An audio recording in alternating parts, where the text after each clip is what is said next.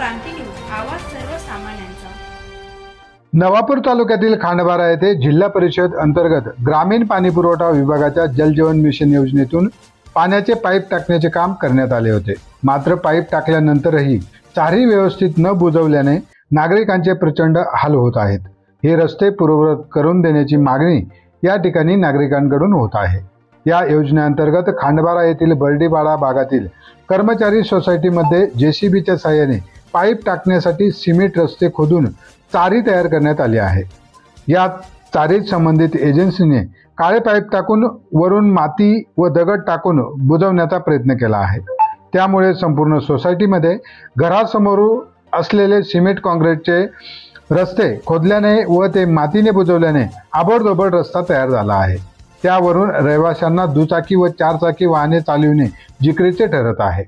संबंधित एजन्सीने जलवाहिनीचे काम अर्धवट करून येथून पोबारा केला आहे। याबाबत ग्रामपंचायतमध्ये तक्रार केली असता ती कामे ग्रामपंचायतची नसून संबंधित एजन्सीची आहेत असे सांगण्यात येत आहे। अवघ्या काही महिन्यांपूर्वी ग्रामपंचायतने 15व्या वित्त आयोगातून संबंधित वसाहतीत सिमेंट काँक्रीटचे रस्त्याचे काम केले होते। ते सर्व रस्ते खोदण्यात आले असून कर्मचारी सोसायटीमधील रहिवाशांना त्रासदायक आता सध्या ठरत आहेत। ग्रामपंचायतने संबंधित सिमेंट रस्ते तयार करण्यासाठी खर्च केलेली रक्कम वाया गेली आहे।